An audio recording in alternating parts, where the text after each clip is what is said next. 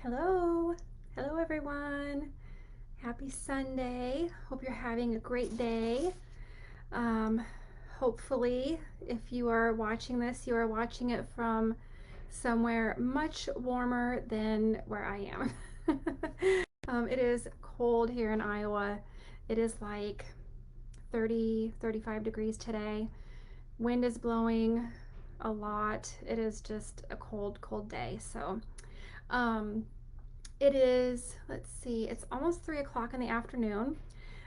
I am drinking some coffee just to stay warm, but I'm drinking decaf, so it's okay. It won't keep me up tonight. Um, I found this decaf flavored coffee on Amazon, and it is so good. This one, sorry, my internet is freezing again. Um, yep, I just got a alert that my internet needs attention every time.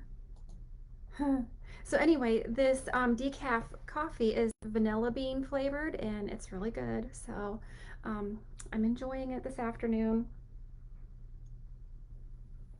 So I was trying to think about something to talk about today, and I decided to talk about one of the most common questions that I get. I mean, there's a few things that I just regularly get asked a lot, but this is probably one of the most common questions, and it is I do.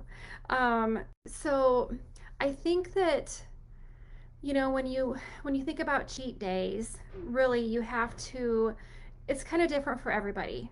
I mean, a cheat day or a cheat meal can mean something different, to different people. It just kind of depends on where you are and what you're doing. So, a cheat meal, I think, is okay as long as it's not going to completely derail you. You don't want a cheat meal to turn into a cheat day and then turn into a cheat week, and then all of a sudden you're totally off track. So it just kind of depends on probably your personality, what your goals are, what kind of eating plan you're following. Um, a lot of it depends on what your goals are. Different people have different goals. So, maybe your goal is weight loss.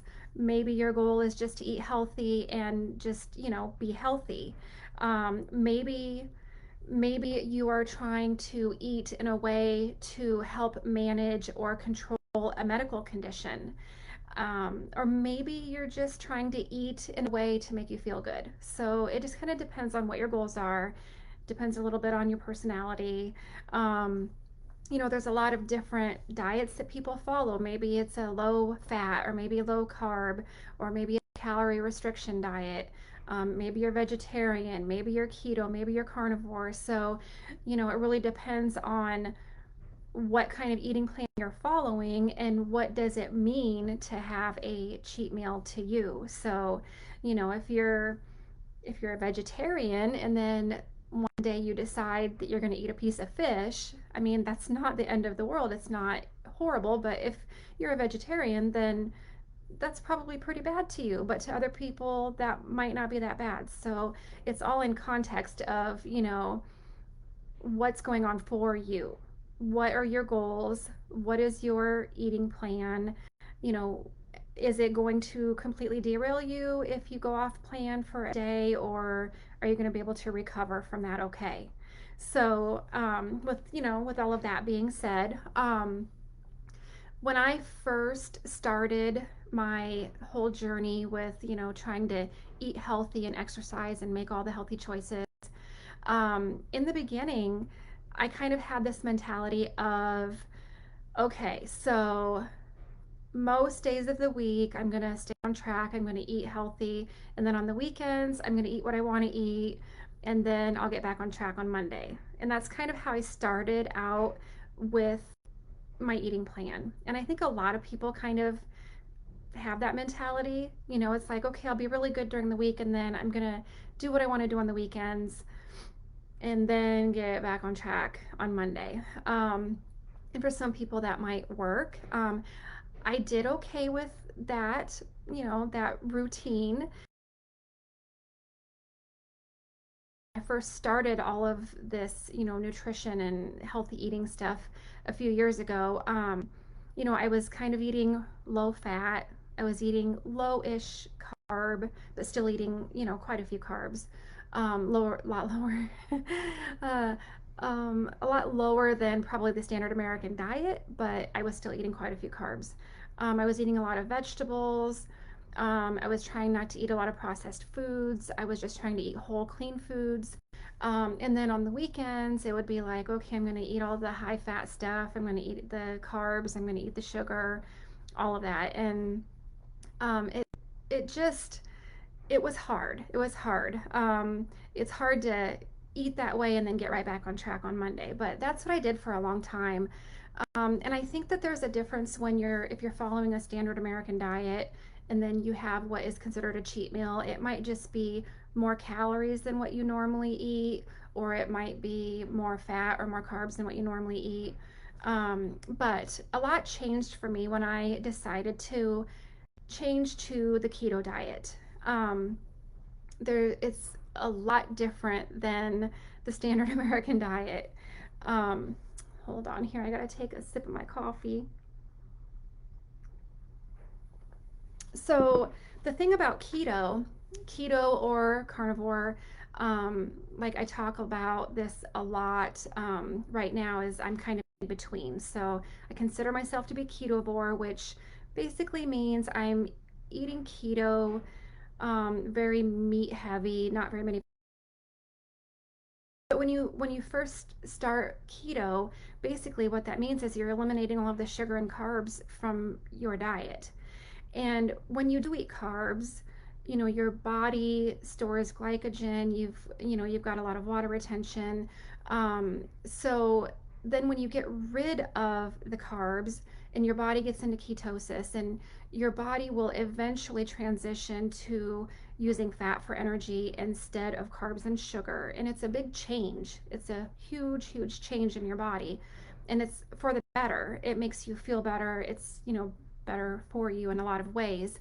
But so the difference about, having a cheat meal when you're on keto is it's a lot harder to get yourself back on track. So let's say you're doing really good, you're keto, and then you decide on the weekend you're going to eat all the carbs, all the sugar, all the junk, and then it's almost like you have to spend, the next 3 or 4 or 5 days getting all of that sugar and the carbs and the glycogen out of your body again before you actually start feeling good again. So it's kind of it's almost like, is it really worth it?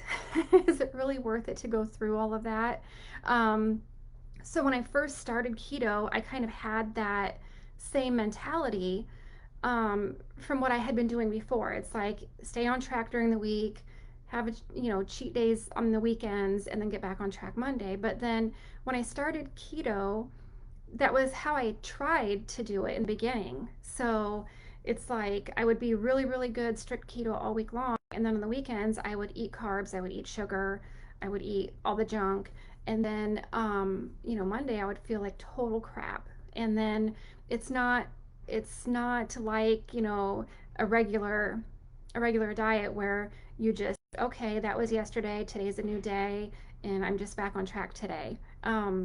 When you kick yourself out of ketosis and you start, you get sugar and carbs back into your body again, and it's like your body starts using that for energy, and then it's going to take like, it depends on the person, depends on if you're fasting, it depends on what you're eating, but it can take a few days to get all of that sugar and carbs out of your body again so that you can get back into ketosis and start feeling good again. So after a while, I realized that it just wasn't worth it to be doing that every week. It's like, what is really the point if you're going to be, you know, keto and no carbs all week long, and then on the weekend eat a bunch of carbs, And then it's going to take like Monday, Tuesday, Wednesday, maybe Thursday before you've depleted all of those carbs from your body again and start feeling good again. And then, oh, here's the weekend again. So, um, it just doesn't work that way. It's like if you're going to do that, then you might as well not really do keto, because if you're not going to be consistent with keto and keep the carbs and sugar out of your body, then it's really kind of pointless. I mean, if you're every single week you're going to have a cheat day, um, it just doesn't make sense. It doesn't make sense. It doesn't make sense to eat that way. It just, it doesn't feel good. Your body goes through this roller coaster of changes all the time. So, um, I I kind of stopped that mentality. So my whole thing now is, I do allow myself occasional cheat days, which I call high carb days, because pretty much that's, you know, when you're keto low carb, for me, a cheat day usually means that I'm eating carbs. So, um, there's really only one food that I struggle with that I miss, and that's sushi. And it is the sushi with the rice and with everything. So, um, right now, what I kind of have set up as my current plan is 1 day a month. I allow myself what I call a cheat day, and that 1 day a month is so that I can eat sushi, not anything else, not a bunch of sugar, not a bunch of desserts, not a bunch of, candy, or, any of that stuff. For me, that's the one food that is worth it for me to have one cheat day a month. um, and for me, it's really easy for me to just get right back on track. I'll have my one scheduled day a month. I'll have my one meal of sushi, and then I will get right back on track the next day, just eating my, keto low carb eating plan. And it works for me. And I think that because, white rice doesn't seem to really bother my stomach or anything like that. So, um, I it's really just, I'm eating some carbs that I'm not used to, but I get right back on track, and then I'm able to, get all of that out of my system again. So, I think that if you have a food that you really, really love, and if you try to tell yourself you can never have that food ever again, then you're probably not going to stick with the eating plan. And that's kind of how it is for me. I love keto. I love feeling the way that I feel without carbs and sugar in my body. It's made a huge, huge difference for me, and it makes me feel so good.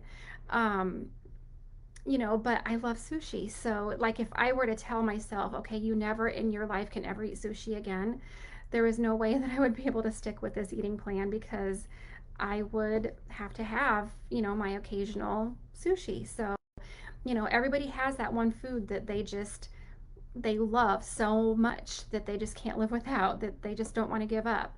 And if you tell yourself you have to give up that food forever, chances are you're probably not going to stick with whatever eating plan you're following, whatever that may be. Um, so, that's how I feel about it. But, for some people, it doesn't work that way. For some people, they take one bite of something that's off plan and it totally derails them. So if that is the way that you are, then, allowing yourself an occasional cheat meal may not be the best idea. It may be really, really hard for you to get yourself back on track, and, get back on track with your normal eating plan.